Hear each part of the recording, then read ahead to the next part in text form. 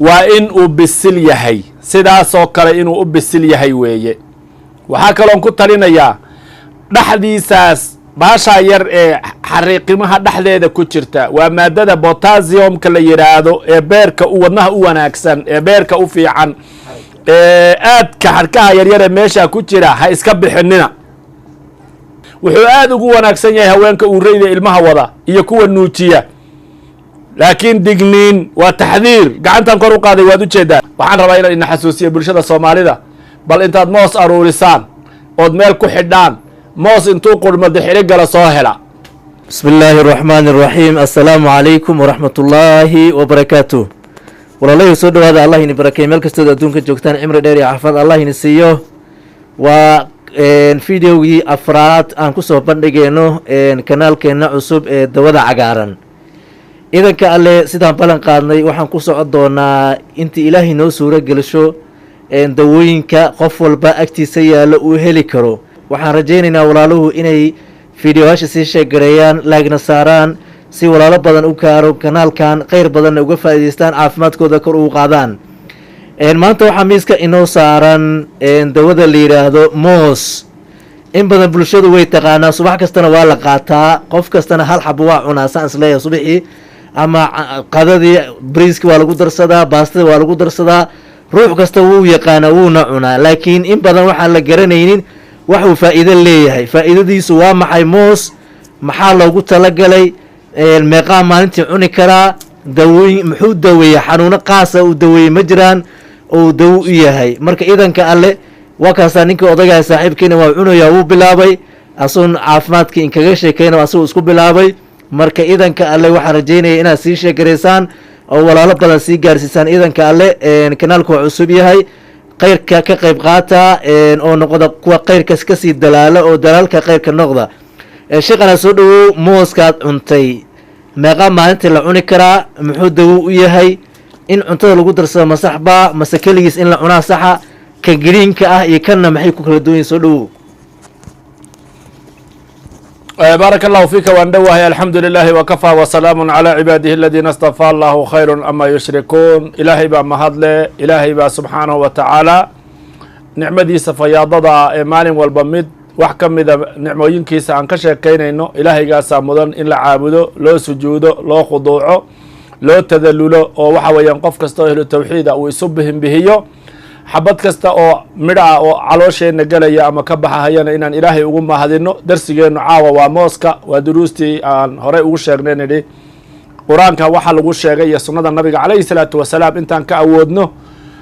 waan wada sheegi doonaa insha allahu tacaala caawa marka mooskiibaa miiska inoo saaran moosku wuxuu ka mid yahay kuwii qur-aanka lagu sheegay wa talxin manduud asxaabulyamiinka ilaahay dadka uu doortay ee kitaabkooda midigta laga siiyey allaha inagu daree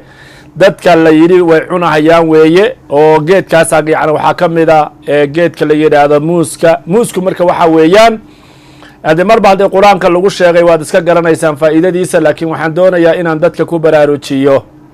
waxaan usoo hormarino duruusteenna hore aan oogu darsannay inagoo doonayna inaan aad uga waranno qur-aanka duruusta kitaab muxuu ahaa midhaha ku soo arooray oo rumaanku ka mid yahay oo uu zaytuunka waa inay ka soo hadalay timirtii baan geli doonaa iyo noocyadeedii insha allahu tacaala baan iyadana geli doonaa marka caawa mooska miiska inoo saaran cashirkiisu waa kooban yahay waxaan rabnaa uun in aan dareensiino dadka si dareen ah oy dadkuna uga faa'iidaystaan horta wuxuu ka mid yahay waxyaalaha muqadiyaadka ah ee aad jidhka bini aadamka u quudiya ayuu ka mid yahay khaasatan ilmuhu markay korayaan aad buu ugu fiican yahay wuxuu aad kor ugu qaadaa badankooda iyo quwaddiisa iyo yani xayawiyadooda waxa loo yaqaano nashaadkooda wuxuu aad ugu fiican yahay asaguna dadka musiniinta ama dadka waaweyn wuxuu aad ugu fiican yahay dadka qaangaadhaya wuxuu aad ugu fiican yahay dadka dhiigyarida qaba wuxuu u yahay cunno aad iyo aad u qiimo badan waa muqawin lilcadalaat wa sariicu lhadmi waxa weeyaan aad ayuu u xoojiyaa xubnaha murqaha ayuu u xoojiyaa waana deg deg marka dheefshiidkana waa u sahlan yahay gaar ahaan markuu bisil yahay markaad cunayso sidiisaba geedka la yidhaahdo muuska waa inaad ama mooska waa in uu bisil yahay sidaasoo kale inuu u bisil yahay weeye waxaa kaloon ku talinayaa dhexdiisaas baashaa yar ee xariiqimaha dhexdeeda ku jirta waa maadada botassiumka la yidhaahdo ee beerka wadnaha u wanaagsan ee beerka u fiican ee aadka xarkaha yaryar ee meesha ku jira ha iska bixinina ku cuna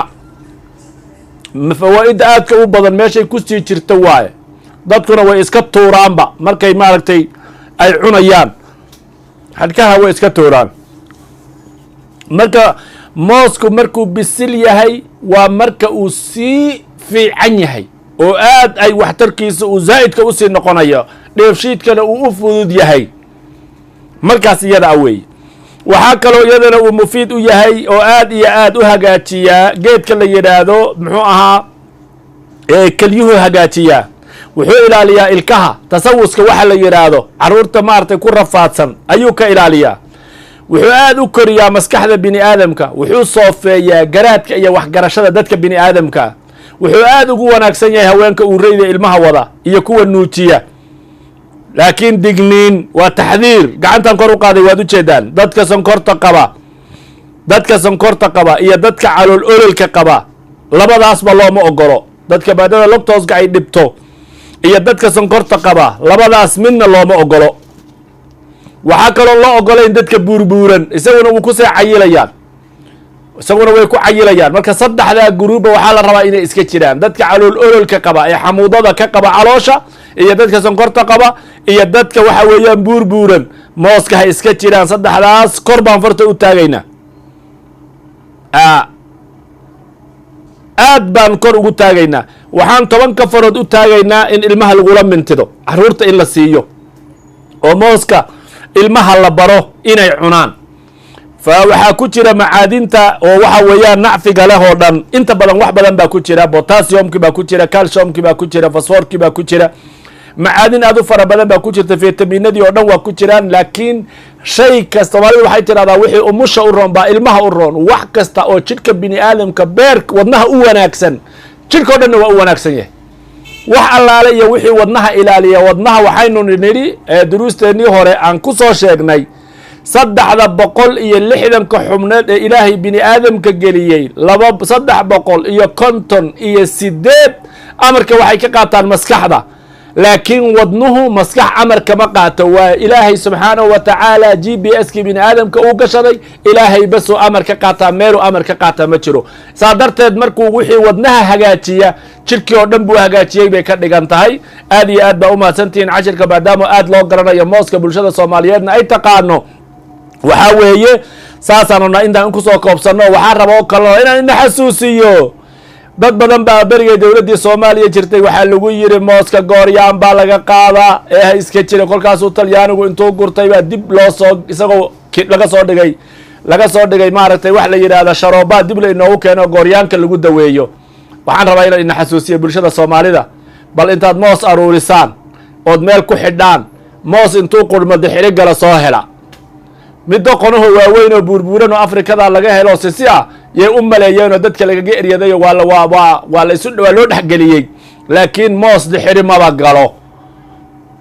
moos dixiri ma galo dad yahow ogaada gooryaanku waa dixiri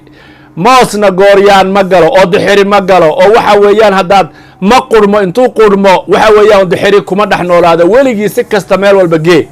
intaasaan rabaa inaan ina xasuusiyo mooska markaa laga faa'iidaysto qof kasta oo kari kara ama dadka da'da yar ama dadka qaan gaaraya ama dadka duqeyda maalinkii 1 iyo 2 iyo 3 ba ha ka cunaan 1 iyo 2 iyo 3 ba ha ka cunaan waxaa kaloo ogaataan dawooyin fara badan baa isaga laga hagaajiyaa waxaad ogaataan waxyaalo badan oo maaragtay muqawi ah oo dadka xubnahooda iyo cadalaadkooda lagu dhiso in asaga laga hagaajiyo waxaad ogaataan waxyaalo badan oo macmacaan oo la inoo keeno oo maaragtay aan isticmaalo in mooska laga hagaajiyo moosku marka waa muhim horteennuu yaallaa isagii oo orgaaniga oo aad iyo aad u qiimo badan ha laga faa'iidaysto aad baa u mahadsantihiin jazaakum allahu khayran wa axsana allahu ilaykum